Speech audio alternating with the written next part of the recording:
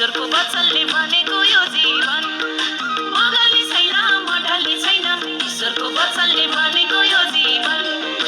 चाहे त्यो आँधी चाहे त्यो तुफान चाहे त्यो आओस् अग्निमा चाहे त्यो आँधी चाहे त्यो तुफान चाहे त्यो आओस् अग्निमा मगल्ने छैन मढल्ने छैन ईश्वरको वचनले भनेको यो जीवन मगल्ने छैन मढल्ने छैन ईश्वरको वचनले भनेको यो जीवन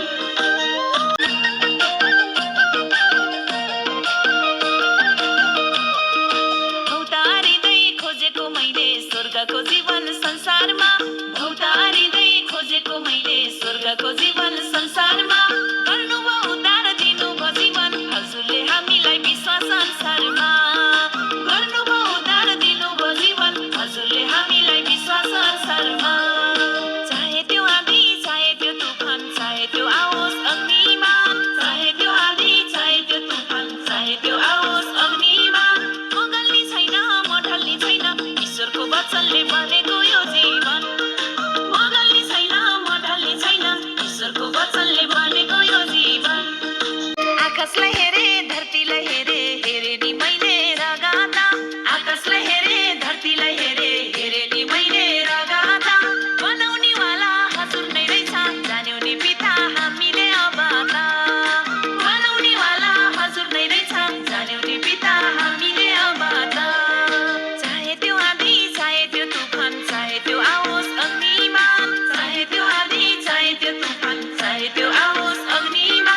मगल्ने छैन मढल्ने छैन ईश्वरको वचनले भनेको यो जीवन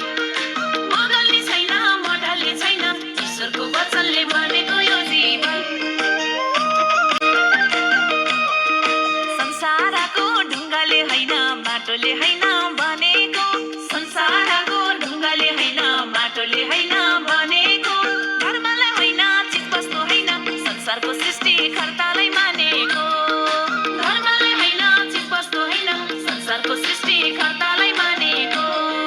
चाहे त्यो आँधी चाहे त्यो तुफान चाहे त्यो आओस् अग्निमा चाहे त्यो आँधी चाहे त्यो तुफानको वचनले भनेको यो जीवन मगल्ने छैन मढल्ने छैन ईश्वरको वचनले भनेको यो जीवन नीलो आकाश जुतारा मिलाई सजाउने वाला हजुरा नीलो आकाश जुतारा मिलाई सजाउने वाला हजुरा हजुर नै बस्ने मन्दिरलाई भत्काइला नकाँदिनुहुन्छ र हजुर नै बस्ने मन्दिरलाई भत्काइला नकाँदिनुहुन्छ र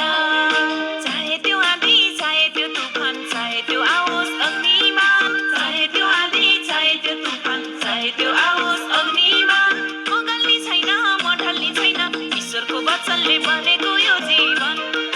मगल्ने छैन मढल्ने छैन ईश्वरको वचनले भनेको यो जीवन